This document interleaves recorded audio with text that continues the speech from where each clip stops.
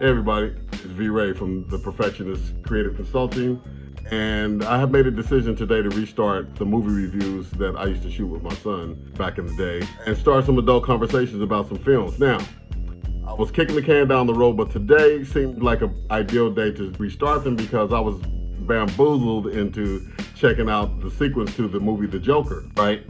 Expectations high as giraffe nuts, right? I'm like, the last one was such a genius film. Joaquin Phoenix's portrayal of the Joker and the mental issues that he had and all that. I believed that I was in the moment throughout the film, right? So I went in expecting that they would at least notch that or higher because the same camp that created the original movie were involved in this sequel. Lo and behold, this sequel is, run, don't walk in the other direction from whatever theater is showing Joker, because it is so bad, man. I think one thing that I was disappointed about is that it was a long ass movie and they told a 20-minute story in about 2 hours plus. So there was that.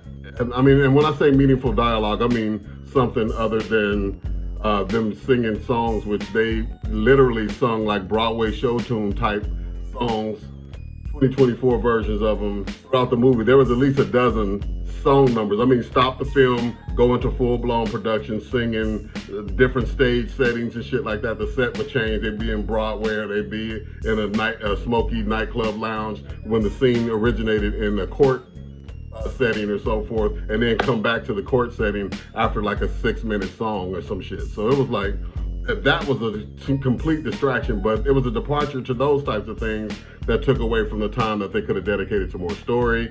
I don't want to be much of a spoiler, but oh boy, the whole thing was his court trial after he was arrested for the crimes that he committed in the first version. So they didn't get into like story, like he's still on a rampage, he's doing other wild shit, and he's doing this, that, and the third. It was all just the court trial, right?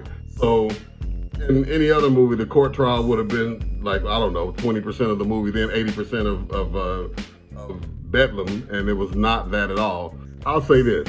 If I was doing this review and you're watching it and suddenly I just break out into, I didn't like this movie, you'd have turned that shit off, like for real, right?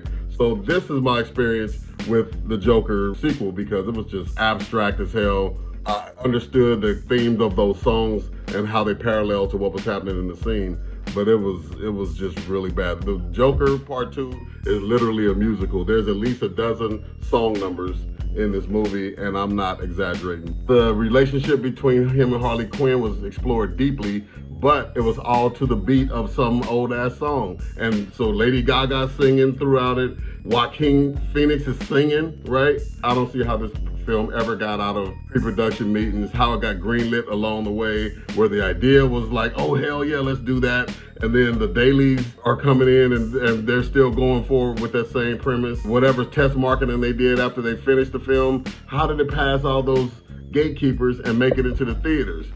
I'm telling you, I went on an early bird ticket, which was $8, and I'm super pissed about my $8, right? I wouldn't even want to see this on bootleg. I would love to interview the director and the producers of this film, not on some funny stuff, but I would just love to pick their brain on what made them take this direction for this film, because it is puzzling, man. There's no answers.